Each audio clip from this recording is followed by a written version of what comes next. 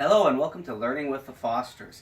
We're in beautiful Cabo Rojo, Puerto Rico. We're still indoors because it's quite windy outside. We're hoping to get outside here as soon as possible. But it's a nice cozy evening indoors anyway, a great time to talk about math. Before we begin, it's at the end of a long day for Damaris and I, so we're a little bit tired, a little slothy. You might be in the same boat, so let's take some time. You can pause this, do some jumping jacks, some push-ups, something to get you going, get the blood flowing so we can fully focus on math.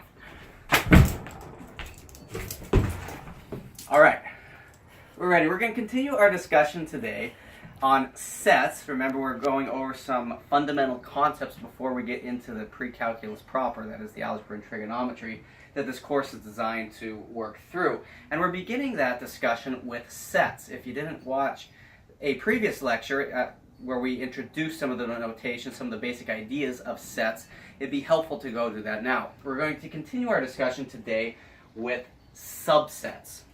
The name is fairly self-explanatory, but let's look at this, or let's motivate this with an example. Here's our example. Set Y is the set that contains the elements 7, 8, 9, 10, 11, and 12. Set Z is the set that contains the elements 10, 7, and 11. Take a moment, observe those sets, and see if you notice anything that may be worthwhile, anything that may be notable. Yeah, very good observation. All the elements that are in Z, namely 10, 7, and 11, are also elements in Y. Here we have the 10, here we have the 7, and here we have the 11. So what we could say is Z is a subset of Y. A little bit long to write, so let's abbreviate that. Let's use the notation for subset, and we can write Z is a subset of Y. Let's give a brief informal definition of this. We could say that set Z, or any set, is a subset of set Y if every element of set Z is also an element of set Y. In this case, Z is a subset of Y. Why? Because every element in Z, 10, 7, and 11, are also elements in Y. So the question is Y a subset of Z? We already noted that Z is a subset of Y. Well, let's take a minute to look at this. Based on our definition, if this were to be true, we would have to say that every element in Y is also an element in Z. Let's begin. 7 is an element of Z. 8, not in there. So even though Z is a subset of Y, even though they share the same common elements, Y is not a subset of Z because not every element that is in set Y is also an element in set Z. So I'll give you a guess on how we denote this. Very good. Just like we did with an element of, we simply put a slash through. So Y is not a subset of Z, but Z is a subset of Y using this example of Y and Z. So here's a question. When would, to keep our same sets, when would Y be a subset of Z and Z be a subset of Y? When, or what would the case be when something like that could happen? Well, let's do a little experiment. Let's say, let's start building set Y. Okay, we're going to put elements in there, and to keep with our definition for Z to be a subset of Y and Y to be a subset of Z, whatever element we put in here would have to be an element in here, right? And vice versa. Whatever we put in here would have to be an element in here. So let's learn a new notation thing.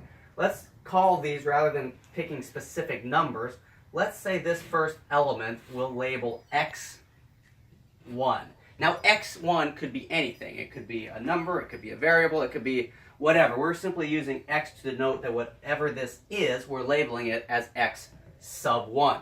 Now this is different than, say, if the little number's on top. Like if we had x with a little number on top, that would be x squared, or x raised to the second power, or exponents. We'll be dealing with exponents in a little bit down the road, but this is different. This is involving an operation.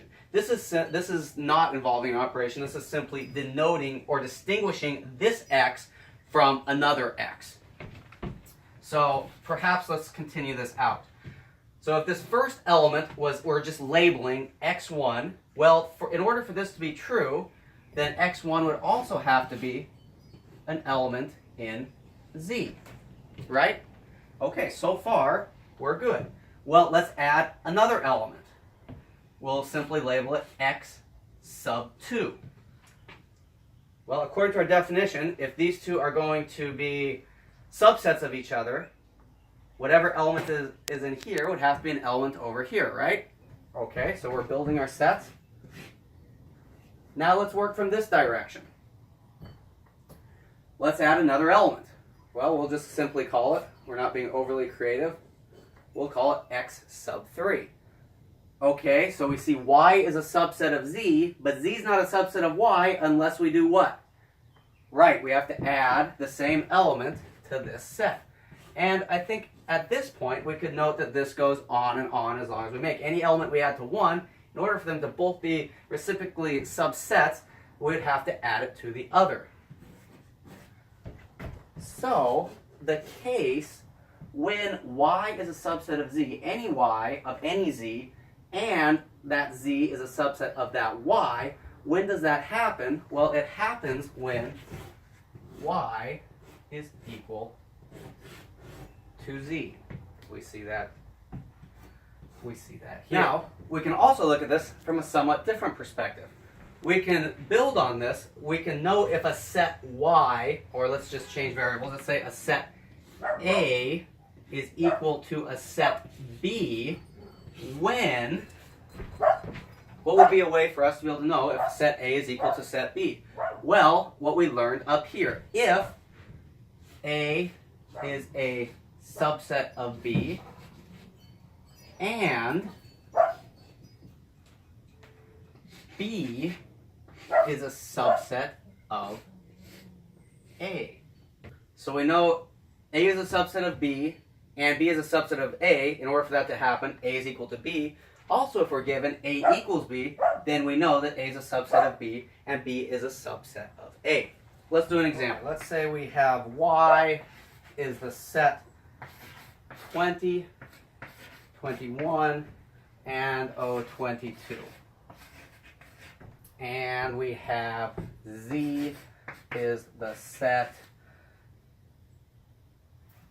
20, 21, 22, and 20. Yeah, we'll just go up to 23. Okay. Now these are short, they're small sets, so intentionally they're easy to notice. We can look at these and know they're not equivalent. Why we have this extra element. But let's see how that plays out using what we just discovered with subsets and equality. So what we said before, if y were to be equal to z, then y would be a subset of z, and z would be a subset of y. Let's see what the subset relationship between y and z are. So the question, is y a subset of z? Let's see. In order for that to be true, every element in y will have to be an element in z, a distinct element in z. So we have 20, okay, 21, okay, 22, okay, every element in y is an element in z. So in this case, y is a subset of z.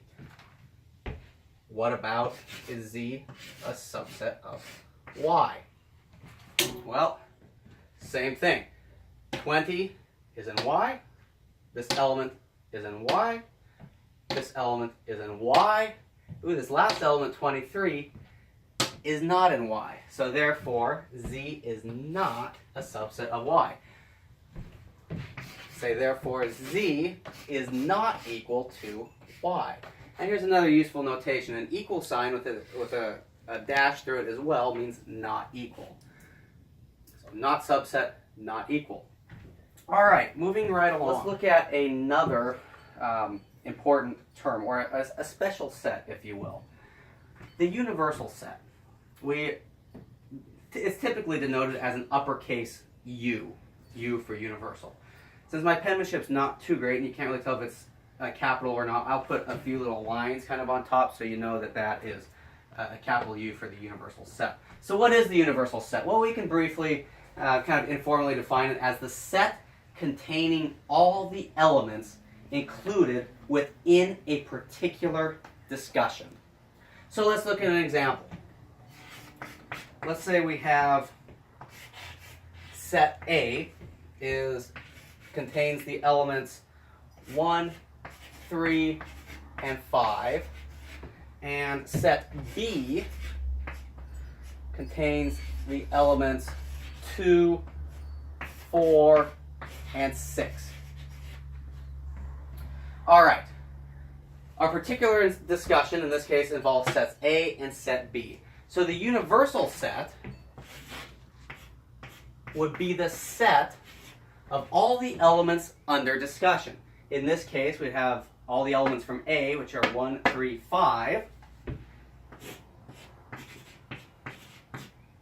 and all the elements in B, which are 2, 4, and 6.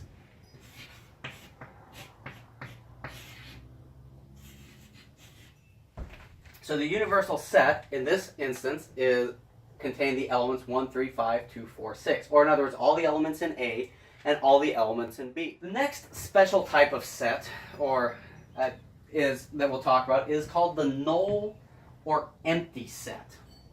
Now, we denote that one of two ways, really.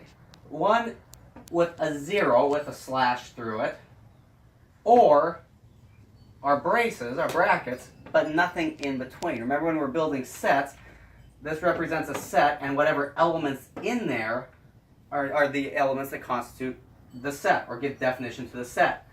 So what would this denotation possibly imply to us what the empty or the null set is? Well, it's a set that really has no elements, or the set that contains no elements in it. There are no elements, so to speak, within the brackets. A quick note on notation with this.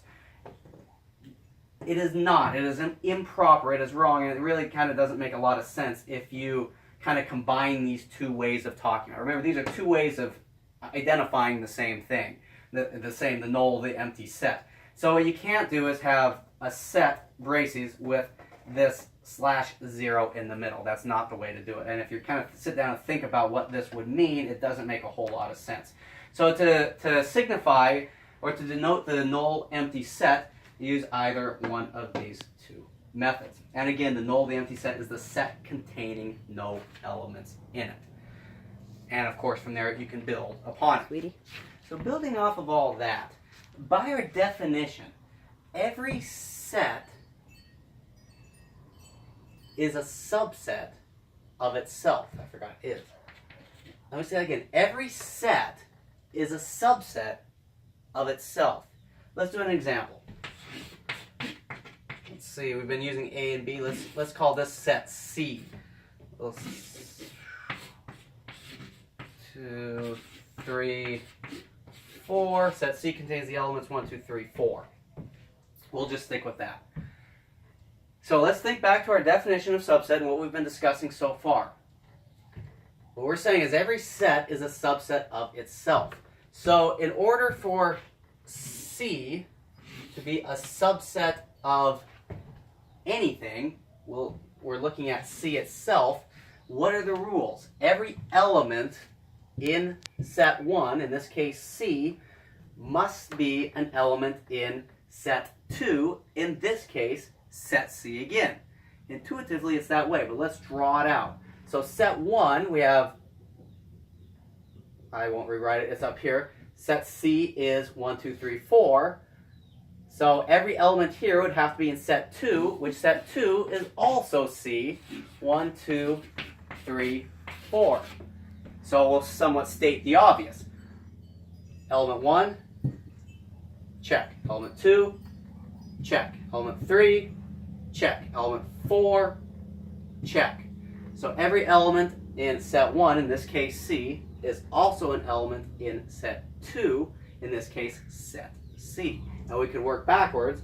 Every element here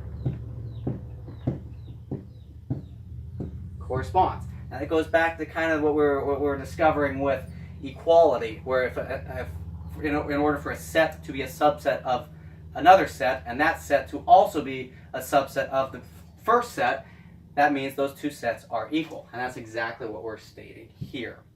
Somewhat stating the obvious, I know, but it's important to kind of get these implications out. Okay. Also, and this one is perhaps a little less intuitive. Based on our definitions, the empty set is a subset of every set. So let's just stick with C. So what we're saying is the empty set, the null set, is a subset of C. Well, perhaps to help us think about this, let's write the other notation for the empty set.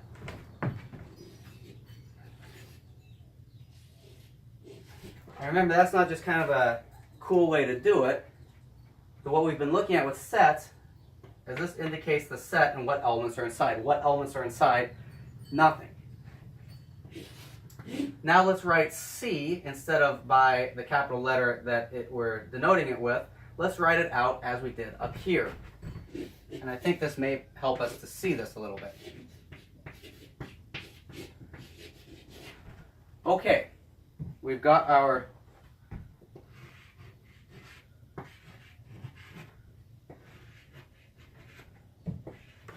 braces on both sides. According to what we've been talking about, in order for the empty set to be a subset of, in this case, C, every element that is in set 1 would have to be in set 2. So, okay, let's check it out, just like we did up here. Let's check element 1. Wait, there is no element 1. There is nothing to compare against. Therefore, we can see that the empty set, the null set, is in fact a subset of set, in this case, set C. And really, any set, because it doesn't matter what other set we would have up here, there's nothing really to compare it with. So, the empty set is a subset of C, but let's notice something else. What is not true is C is not a subset of the empty set. Why? Well, in that case, every element here would have to be included here. Let's go element by element. Is there a 1, our first element, in the empty set? No, there's nothing. There's nothing there. So C is not a subset of the empty set. So let's generalize this last quality, or this last item we've been talking about. Let's generalize this. Or generalize, or in Damaris' Spanish lesson just a little while ago, she talked about how in Spanish, when there's a G followed by an E, it makes the H sound. So general, or right? General? General. So just building off that. So let's generalize this a little bit. If T is any set, then the empty set is a subset of T. And we're basically stating what we've been talking about the last few minutes. The empty set is a subset of any set. T in this case can represent any set that we can think of. Okay, to kind of reiterate some of the major things we've talked about so far. We've been talking about subsets. We've talked about the universal set, the set containing all the elements included within a particular discussion. We've talked a little bit about the null, the empty set. the set containing no elements. So let's look at a few examples kind of along all these lines that we've been discussing, and then also we'll examine these subset relations pictorially as well, which I think will kind of help us see what's going on. So here's our first example. Set D consists of the elements 10, 26, E of the elements 6, 10, 20, and -5. So my first thing that I want us to do is let's see what the universal set is. And remember, the universal set are all the elements within this particular discussion. So let's, underneath, maybe I'll use a different color. Let's determine what the universal set is. So all the elements that we're talking about, all the elements in D and E, so 10, 20, 6, maybe we'll do this, color code D that way, color code E this way. Alright, so what other elements are we going to add to this? 6, well, we already have, so we can color that both. 10, we already have. 20, we already have. -5, so we're going to add an element, -5, to this as well. Okay, so there's our universal set. In this case, it's not too much different than both sets. All right, let's look at some of the relations between these involving subsets. So let's go through every possible combination we can think of. What we want to do is look at the relation between D and E, D and the universal set, E and D, E and the universal set, and then also the universal set and D, the universal set and E. So help me out on this.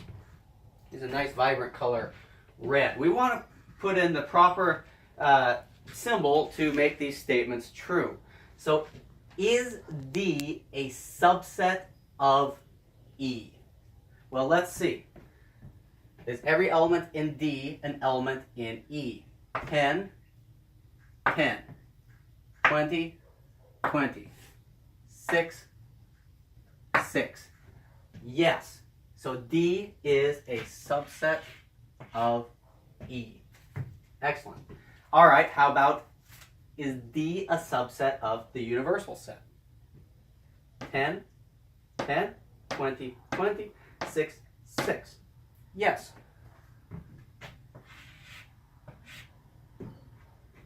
All right, let's see. We're kind of on a roll. Maybe they'll all just turn out to be subsets. Although based on our discussion so far, we should already know that that's not going to be true. Let's take a look. Is E a subset of D? E contains the element 6. Does D contain 6? Yes. How about 10? Yes. 20?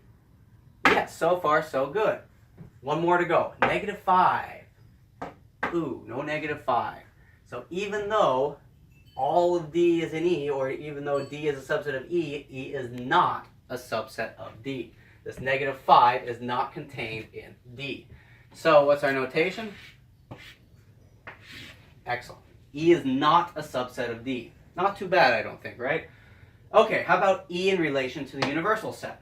6, 10, 20, -5, check. Okay, so E is a subset of the universal set. All right, how about the universal set? So far, the universal set, anything it's been involved with has been a subset. So how about the universal set with D? Is 10 in D? Yes. 20? Yes.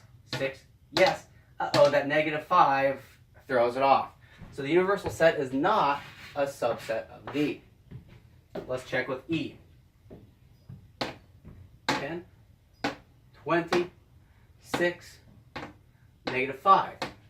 Yes, in fact, we see in this case, not always the case, but in this case, the universal set and E are one and the same. So let's make a few observations here. One thing we know, and we wouldn't have even had to go through this if we've been following what we've been saying, is all the sets are going to be a subset of the universal set. Even if the universal set is, where sets are, remember we talked about where a set is always a subset of that set. So the universal set will always be a subset of the universal set. The universal set is constructed of all the items in discussion from all the other sets. So it will always, whatever else we're dealing with will always be a subset of the universal set, even if the universal set is all we have to work with. So that's something from here on out, any other set in relation to the universal set will be a subset of. One thing else we should have noticed from here, because of the subset relations we noticed between E and U, it should make sense that they are equal based on what we were looking at just a little while ago. And in fact, in this case, they are. So we're seeing some of what we've been discussing kind of coming out with this one problem. But what about the empty set, the null set? What did we talk about? The set containing no elements. And remember, the null set or the empty set is always a subset of another set. So the empty set is a subset of D. There are no elements to compare to what's in D.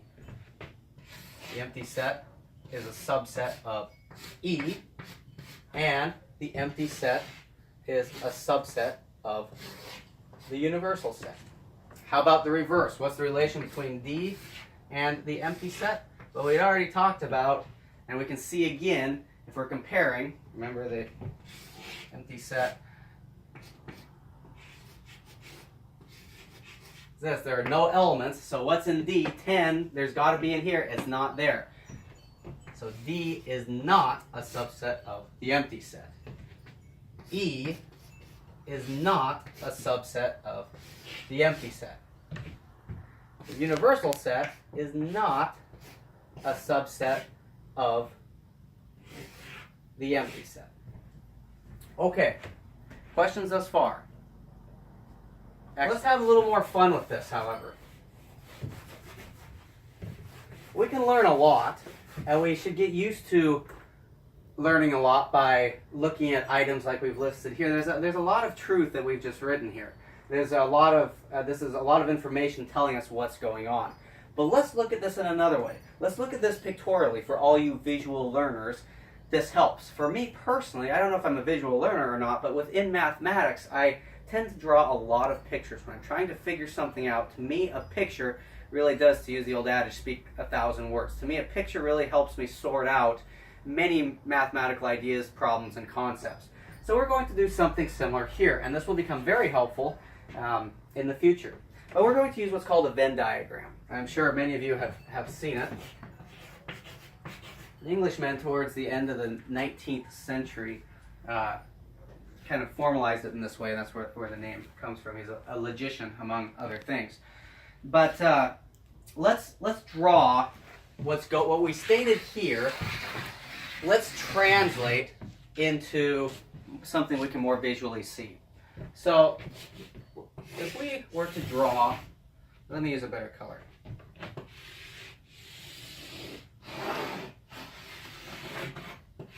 If this box represented our biggest set, which of course, in this case, in every case, is the universal set. That represents everything we're talking about. So we can label everything in here, all elements that could be in here that we're discussing, as the universal set. Okay? Well, what do we know is in the universal set? These four elements. So let's put them in. 10, 20, 6, -5. Okay, this is an accurate picture of the universal set. But let's add to this picture what's going on with our sets D and E. What elements are, let's start with, I guess, D since it's the first one here, 10, 20, and 6. So if we were to draw, let's make kind of a somewhat of a spherical, circular object. Not spherical, circular. this would represent set D. Now just by the picture we can see that everything that's in the universal set contains, or excuse me, I should say everything in D, set D, is also contained within the universal set. And that's precisely what we noted and we wrote in other notation up here. Well, let's write E. E contains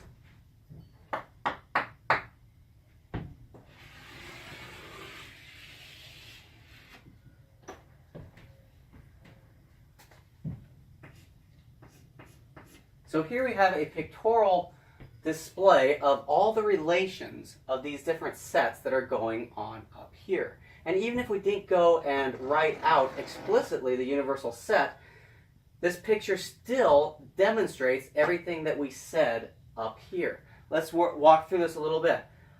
These elements within each particular area, in this case we have a rectangular and semicircular or round barriers, represent the elements within the set. So the universal set, in this case, this orange rectangle, contains the elements we see here. Set E within the red contains the same elements. So you notice there's no different elements in this case floating outside in just the U region. We'll look at some that do.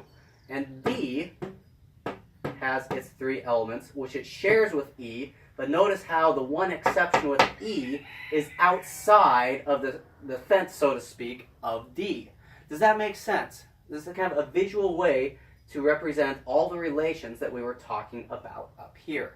Very useful, and I think the more we do, the better hang of it we'll get. So let's jump in and let's just do another one. Let's look at this next example.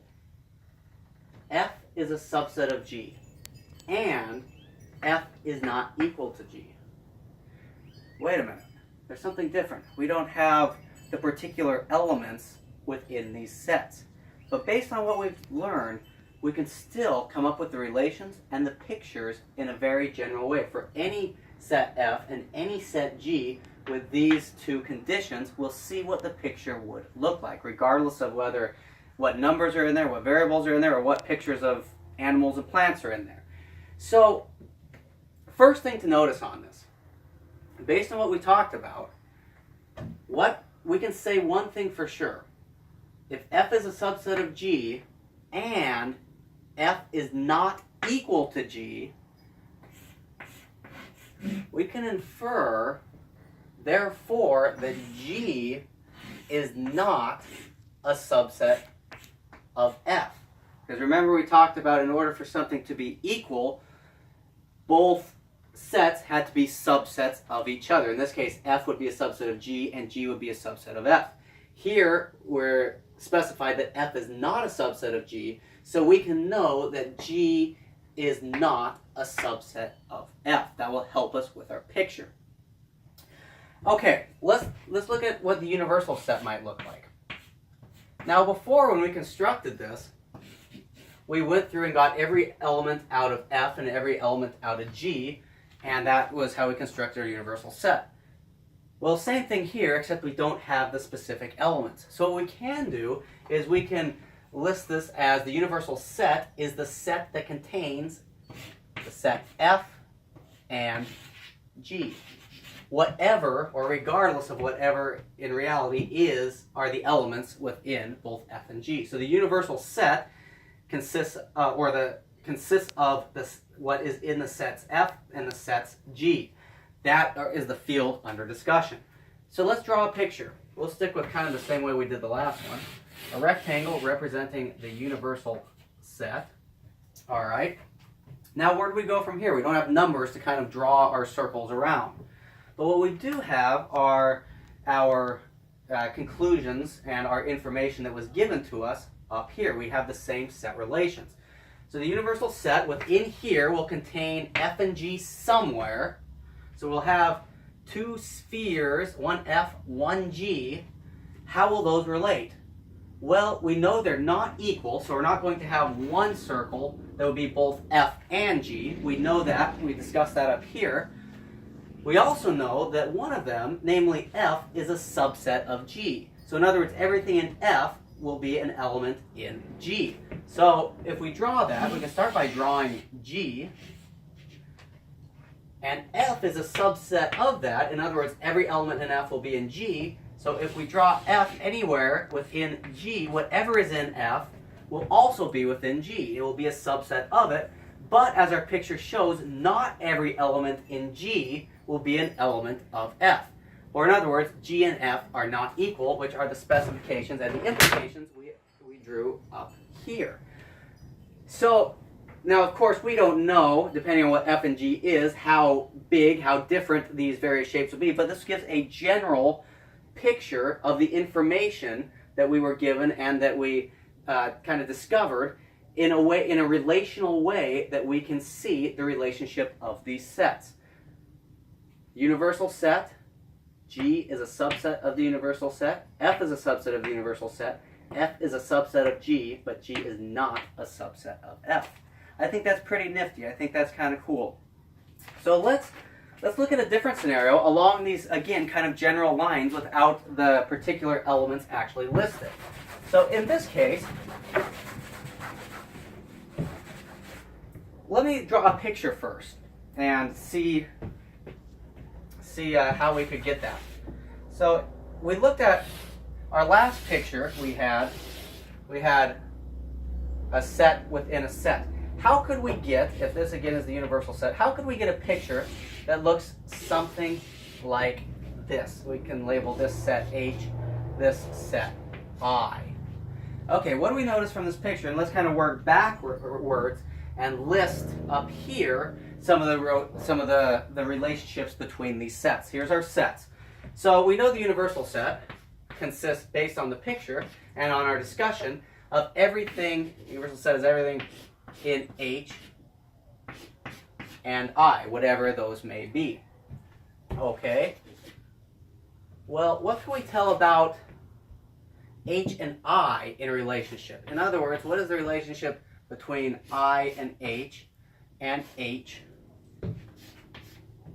I as far as them being subsets of each other? It's an interesting picture. Neither H or I share any elements together, do they? Zero. And remember, in order for it to be a subset, every element in one would have to be an element in the other. So in this case, the way to get this picture, they share no common elements. I is not a subset of H, and H is not a subset of I. Every element in I does not line up with every element in H. We see that. Every element in H is not a subset, does not have a corresponding element in I. And we see that way. Okay, let's keep this picture, but now let's add some numbers to see if our kind of general process will work with numbers. So let's switch with, let's go with a purple chalk here. So let's give some numbers to these. Let's say set H consists of, I don't know, -1, -2, -3. And I, how about 1, 2, 3? See my creativity at play again. So if this is everything that we talked about here is correct, we should be able to fit these elements, and whatever elements we ended up putting in should match this picture, right? Okay, so let's look at the universal set. We had numbers. The universal set in this case should consist of the elements -1, -2, -3, or everything in H, in other words, and everything in I, 1, 2, 3. Okay, so these, in this case, integers, make up the universal set. All of these have to be in our picture somewhere. Let's see if we can make it work with H and I. According to this, H would consist of -1, -2, -3. Okay. I would consist of 1, 2, 3. Hey, that works. Up here, none of the elements overlap. They don't overlap in the picture either. Now, what if let's change our picture just a little bit. Let's say if we added an element, let's say 10, to both of these sets. Now I contains 10 and H contains 10. How would our picture change then? Well, they both share a common element, namely 10. So our I would have to extend over to include 10. Our H would have to reach over and extend and include 10 as well. So now we still have the distinct elements that we had before, but this common one that we added to both is now shared by both. You see that overlapping portion where both I and J, and of course the universal set, contain the element 10 in it as well. All right, let's do another one kind of like this. I think the more examples we see on this, the more it will help, and we'll have plenty of chance in the homework to do some. You see how we're drawing different pictures here.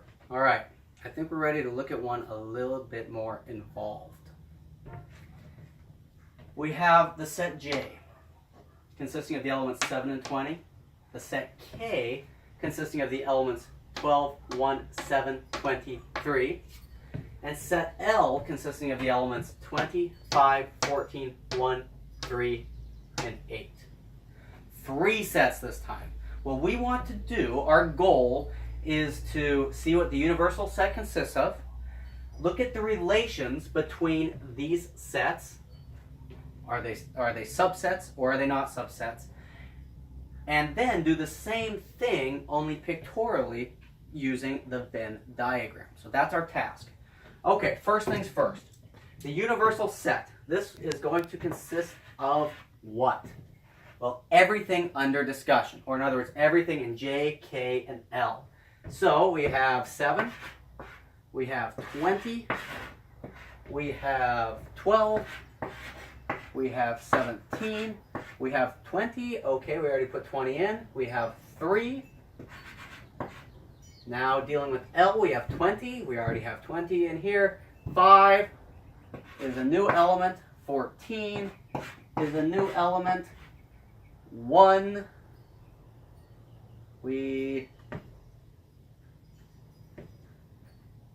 oh, I forgot a comma. See how important a comma is? Not 17, 1 and 7 up there. So we have 1 there. 3, we have an 8. That's a new element as well.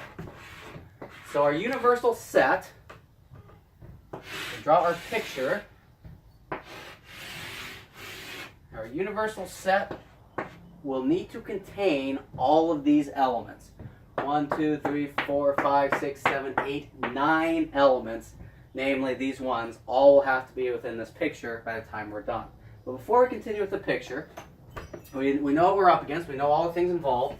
Let's first look at the relationship between these sets without using the picture. So, is J a subset of K? Well, in order for that to be true, all the elements in J would have to also be elements in K. Let's see. 7. Yes. 20. Yes. That's it. So J is a subset of K. How about J with respect to L? First element in J is 7. Does L have a 7? No, it doesn't. So J is not a subset of L. Alright, how about K with respect to J? K has a 12. Does J have a 12? No, it does not. So K is not a subset of J. How about K with L? K has a 12. Does L have a 12? No. So K is not a subset of L. How about L with J? L has a 20. J has a 20. 1 for 1. L has a 5. J does not have a 5. Therefore, L is not a subset of J. How about L to K? L has a 20. K has a 20. L has a 5. K does not have a 5. So, L is not a subset of K. Now let's translate this information down here so we can look at it pictorially.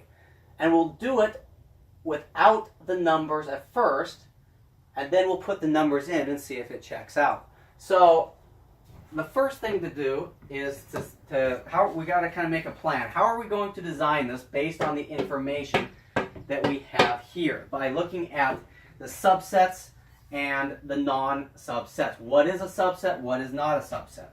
Well, we have a subset in, this is kind of the Lone Ranger that sticks out. J is a subset of K. So let's just, to start with, we can always modify this. If this is K, we know J is going to at least be a subset of that, right? And actually, let's use our colors that we have up here.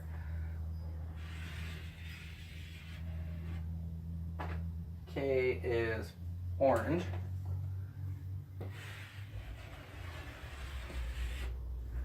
Okay, so this little piece of information lets us know that somehow this is going to look something like this.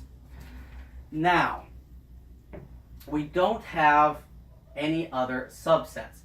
So, but what we know that they aren't subsets. So we'll have to turn now with the other information we have available and look at the common elements that we can't deduce from everything else. So what are the numbers that K and L, or what are the elements that K and L share that are similar? Well, K has a 1, L has a 1, a 7, no, 20, and a 3. Okay, so we know that 3, 1, and 20 are going to be shared by both K and L. So we know K and L will overlap at least on 3 elements.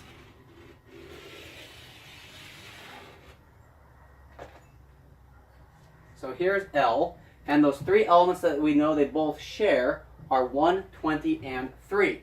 Now, right away we notice that J also shares a 20. So all 3 of them share a 20. Is there a spot on here where all 3 overlap?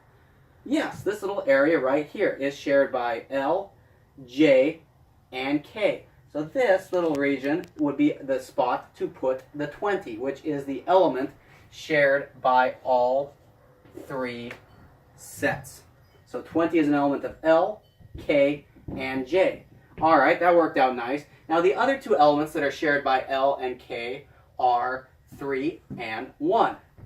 So we can put 1 and a 3 here.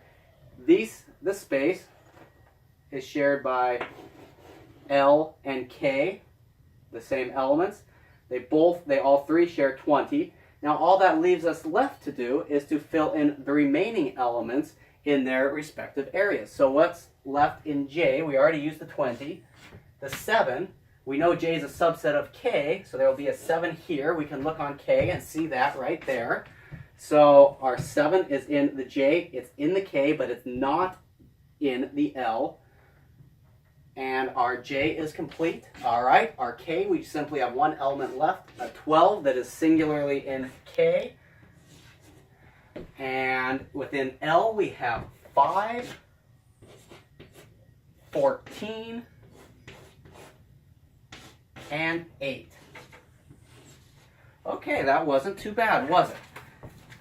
These spaces are now filled with the information we have based on these sets and these set relations. We can see that all of these elements are within the universal set, which we said they must be. We see that all the elements that are in J are also in K, or in other words, J is a subset of K. We see that here with K and J. 7 and 20 are in J, and they're both in K.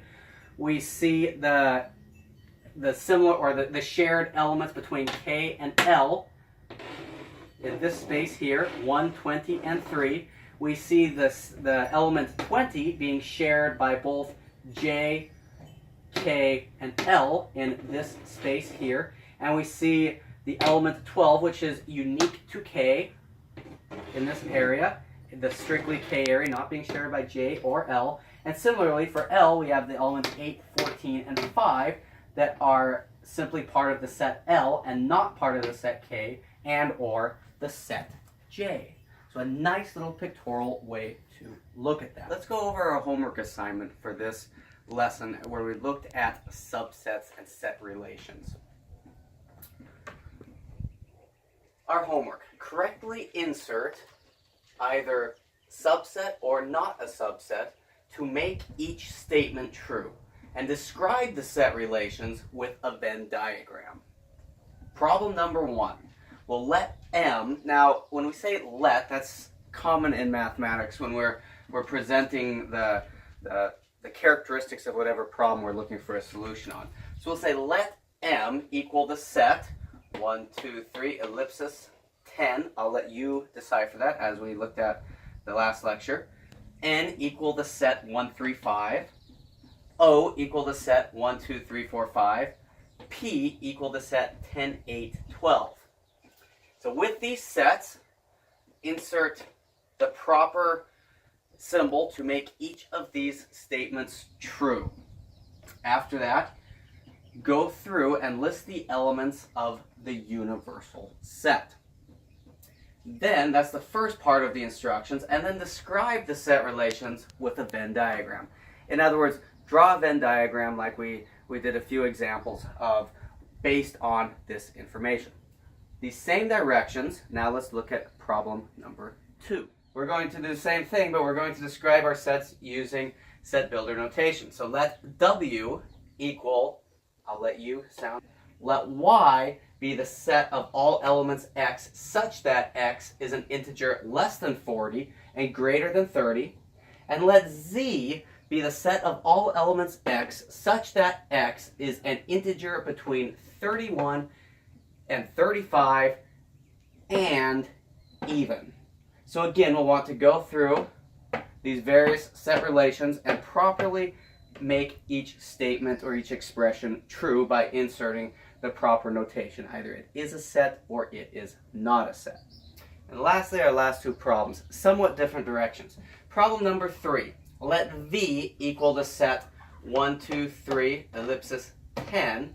Now we're going to be looking at the empty set relations. So you don't need to worry about a Venn diagram for this one, but simply insert the proper notation into these set relations, whether they are subsets or not subsets. And this last one, problem number 4, I think will be somewhat fun.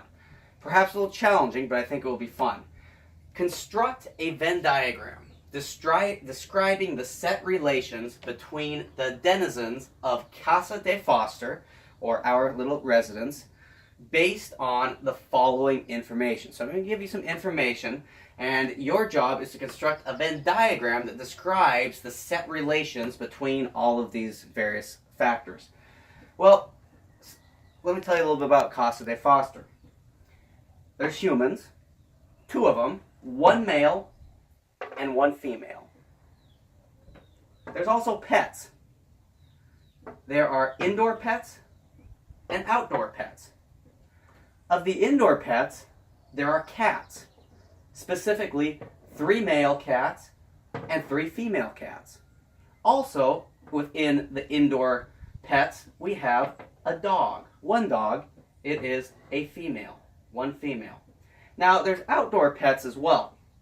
In our house, all the animals are pets, thanks primarily to Mrs. Foster, to Damaris. There's a goat, Valentine is her name. She is a female.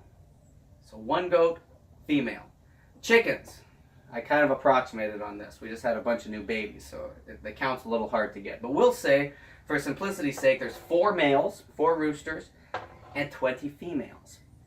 Now, I structured this in a way that may help you put together some of these set relations. So and that's about all the instruction I'm going to give on this. But notice some of the dynamics. There's humans, there's pets. There's indoor pets, there's outdoor pets. There's cats, there's dogs, there's goats, and chickens. But also we have information regarding their respective sexes, male or female. So your job is to construct a Venn diagram that describes all these different relations between all these different sets. Hope this is fun. I hope it's a little bit challenging, and I look forward to going through it with you. We'll work through all of the solutions to these in our next time together. So I'll see you then.